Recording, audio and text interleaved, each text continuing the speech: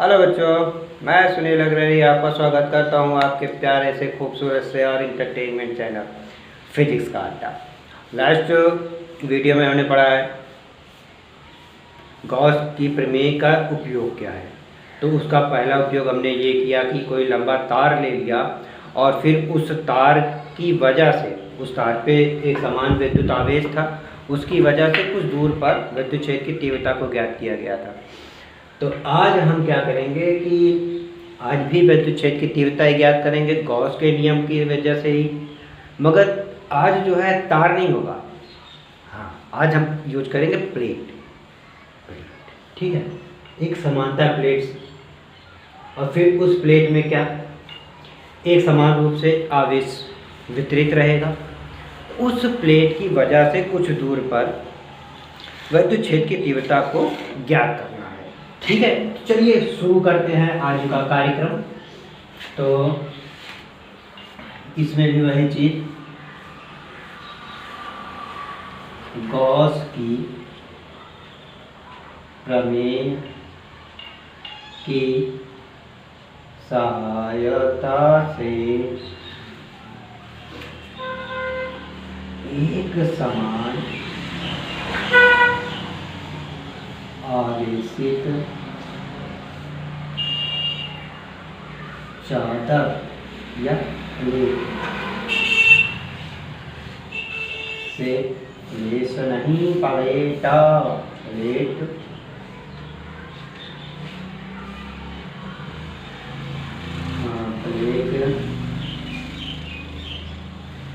से कुछ दूरी पर विद्युत क्षेत्र की तीव्रता ज्ञात करना या कीजिए। ठीक है, आज हम ये पढ़ेंगे कि गॉस की प्रमेय की सहायता से आप लोग ये प्रूव करिए कि कोई जो है एक समान रूप से आवेशित चादर है, वो भी कैसी है, अनंत लंबाई की चादर है। एक समान आवेशित अनंत लंबाई की चादर, एक समान आवेशित, ऐसा करेंगे, एक समान आवेशित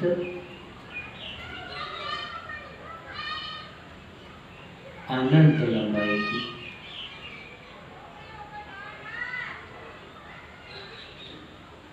चादर या प्लेट से कुछ दूरी पर विद्युत क्षेत्र की तीव्रता ज्ञात करेंगे।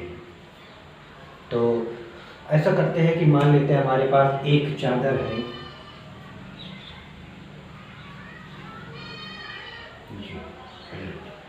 ठीक है, ये बहुत लंबी है, अनंत लंबाई की है। क्या करें, इस पर इन्होंने कहा कि आवेश जो है एक समान रूप से, हमने कह दिया कि इसमें भाई प्लस आवेश, चलो मान लेते हैं पूरे पे समान रूप से प्लस आवेश। टन टन टन टन टन टन।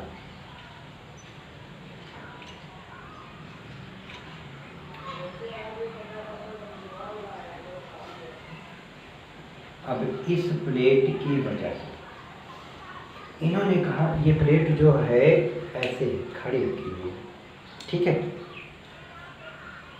ऐसे, बस हम तिरछा दिखा दे रहे हैं, वैसे है एक।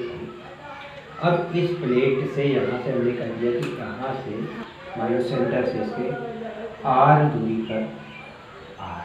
पर स्थित बिंदु P पर हमको विद्युत क्षेत्र की तीव्रता ज्ञात करनी है।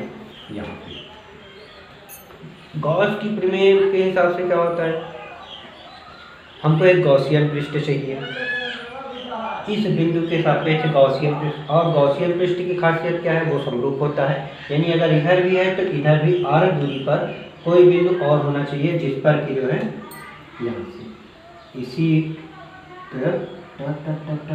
मान लेते हैं यहाँ से यहाँ तक की दूरी ये r है, यहाँ पर बिंदु Q है। तो यहाँ पर और यहाँ पर जो भी आकृति बनेगी वो कैसी हो जाएगी, हाँ, समरूप होनी चाहिए। चलिए, अच्छा अब बताइए यहाँ पे कैसी आकृति होगी। देखिए, अब पिछले वीडियो अगर ध्यान होगा तो उसमें अनंत लंबाई का चादर था, सॉरी अनंत लंबाई का तार था, उसकी वजह से कैसा आकृति हमारी जो गॉसियन पृष्ठ बना था वो कैसे बना था? हाँ, सिलेंडर यानी बेलन। तो यहाँ भी हम वही अनुमान कर लेते हैं कि यहाँ से जो है एक बेलन, काल्पनिक बेलन बनेगा।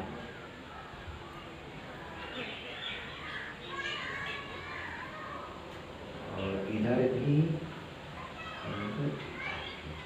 ये काल्पनिक बेलन बनेगा, ठीक है।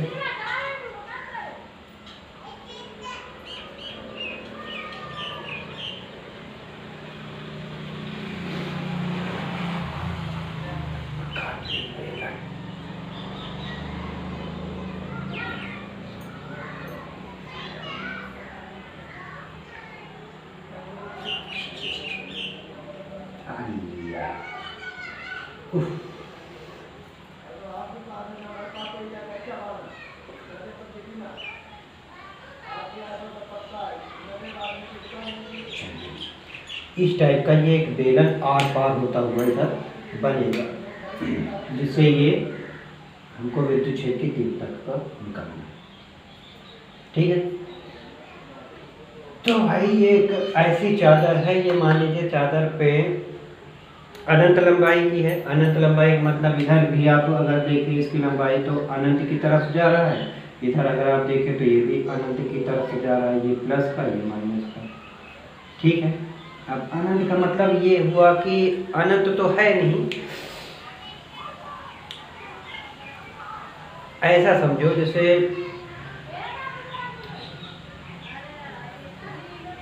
मान लो हम यहाँ पे बैठे हैं तो हमको जितनी दूर तक आसपास में चारों तरफ दिखाई देगा, है ना, हम उसी को ही पूरा मान लेंगे, पूरा अनंत समझ लेंगे। तो वैसा ही है, ये प्लेट है जो पूरे में फैली हुई है और यहाँ पे कुछ है जो इसको ऐसा महसूस कर रहा है कि बस इसके आगे कुछ नहीं है, बस यही अनंत है। तो अनंत तक ये फैली प्लेट है और ये समान रूप से आवेशित है। इस प्लेट की वजह से इस बिंदु पर वैद्युत क्षेत्र की तीव्रता ज्ञात करनी है, वो भी किसकी सहायता से? गॉस की प्रमेय। तो गॉस की प्रमेय के हिसाब से हमने एक गॉसियन पृष्ठ बना लिया है। अब इस गॉसियन पृष्ठ की वजह से, इस गॉसियन पृष्ठ की वजह से कितना निकलेगा हम निकालने की कोशिश करते हैं, ठीक है। कोशिश करते हैं,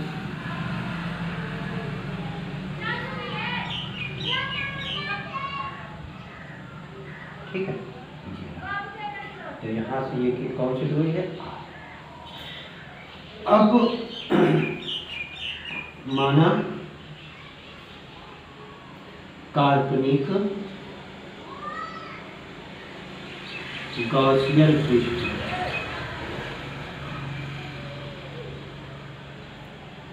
का कुल फ्लक्स, गॉसियन पृष्ठ का कुल फ्लक्स कितना हो जाएगा? फाई टोटल या फाई नेट, हम फाई कहते हैं। गॉस के नियम के हिसाब से अगर फाई हम निकालना चाहते तो फाई इज इक्वल टू क्या होता था? क्यू अपान एप्सिलॉन नॉट, यही तो होता था। तो सेम फार्मूला यहाँ पे हो जाएगा क्यू अपान एप्सिलॉन नॉट, ठीक है।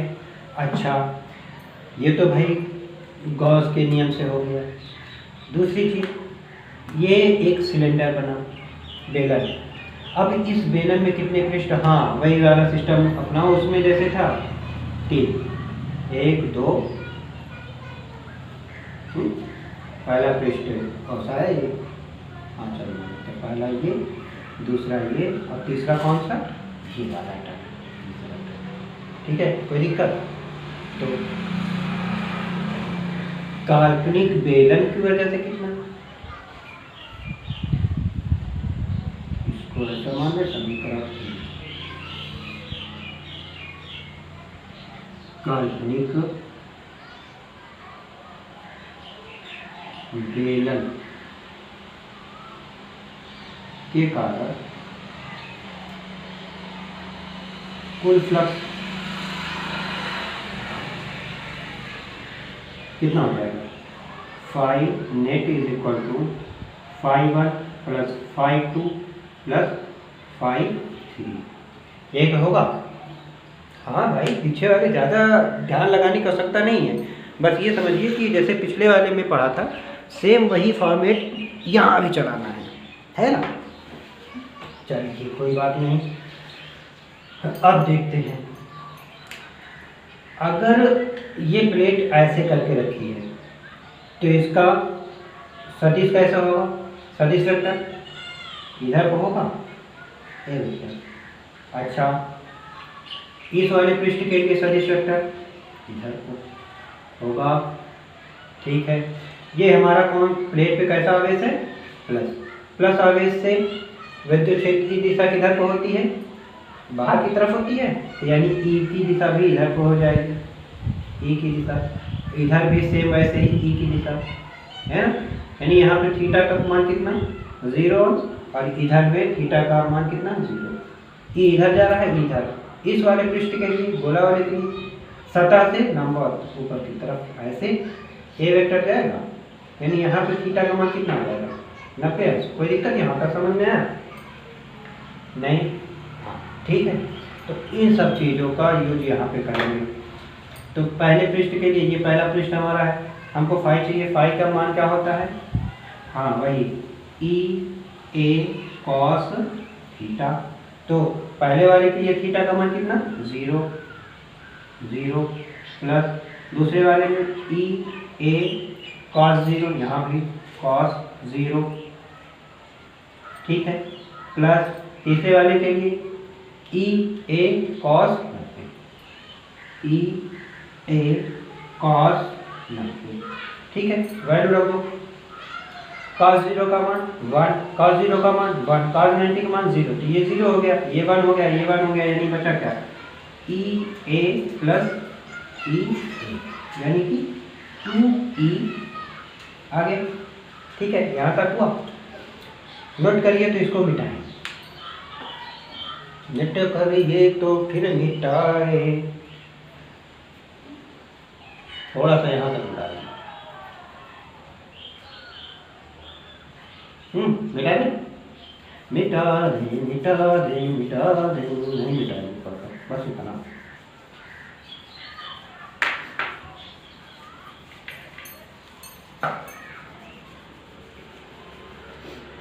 तो हमारे पास टोटल कितना आ गया? Phi is equal to 2e a, यही है। चलिए, हमारे पास फाई की वैल्यू क्या आई थी? Q/ε0 is equal to 2e a। अब देखिए क्यू, ये क्या पूरे प्लेट पे क्यू का मान हमको पता है? नहीं पता ना, क्योंकि ये समान रूप से क्यों आवेशित अब कितना है, क्योंकि अनंत विस्तार की लंबाई की चादर है, अनंत लंबाई की चादर है, तो ऐसा तो नहीं है कि हमको पता होगा कि पूरी चादर पे कितना आवेश है, नहीं है। तो क्या करेंगे कि हम आवेश घनत्व निकालेंगे। क्योंकि यहाँ पे चादर की बात हुई है, तो इसलिए आवेश घनत्व को हम दिखाएंगे सिग्मा से। Sigma is equal to Q/E, यानी कूलम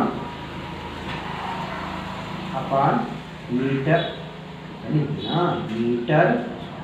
ठीक है, ये हो जाएगा। तो यहाँ से Q का मान क्या हो जाएगा? Q is equal to sigma होगा। अरे भाई, प्लेट है, प्लेट पे आवेश कितना है हमको पता ही नहीं है, बस इतना पता है कि धन आवेश है। अब चूंकि चादर पूरी अनंत लंबाई की है, तो पता नहीं कितना आवेश होगा, तो हम क्या करते हैं कि उसके पर मीटर स्क्वायर क्षेत्रफल पे कितना आवेश है उसको कर लेते हैं आवेश घनत्व के नाम से, जिसको हम एक सिग्मा नाम दे देते हैं। इसकी वजह से Q का मान हमको पता चल जाएगा, है ना। तो इस Q का मान हम यहाँ पे पुट कर देते हैं। Q बराबर क्या? सिग्मा अपान ε0 2e a से a क्रॉस आउट। E की वैल्यू यहाँ से क्या हो जाएगी? E को रोक दो तो E इज इक्वल टू क्या हो जाएगा? सिग्मा अपान ये यहाँ पे आ जाएगा 2ε0। 2 नीचे आएगा, E रुका हुआ है, तो ये आपका फाइनल आंसर आ गया। समझ में आया? अगर कोई अनंत विस्तार की लंबाई की चादर है जिस पर प्लस आवेश है सिर्फ, उसकी वजह से r दूरी पर स्थित बिंदु कितना, इतनी विद्युत फ्लक्स। अच्छा एक चीज ये बताइए, क्या यहाँ पर इस दूरी से कोई मतलब निकल रहा है? नहीं। तो हम ये सिर्फ कह सकते हैं कि इस अनंत विस्तार की लंबाई की चादर की वजह से कितनी भी दूर का जो भी होगा विद्युत क्षेत्र की तीव्रता वो हमेशा किस पे? आवेश घनत्व पे डिपेंड करेगा। प्रोपोर्शनल होगा। ये आवेश घनत्व बढ़ेगा, ई बढ़ेगा, आवेश घनत्व घटेगा तो ये, तो यानी आवेश घनत्व किस पे डिपेंड है? क्षेत्रफल। क्षेत्रफल बढ़ेगा, घटेगा, क्षेत्रफल घटेगा, ये बढ़ेगा। तो वही समझ में आया? नोट कर लीजिए। नेक्स्ट वीडियो के लिए फिर से प्रिपेयर हो जाइए। आज के लिए बस इतना है। तब तक के लिए tata bye bye, take care, खुश रहिए, पढ़ते रहिए।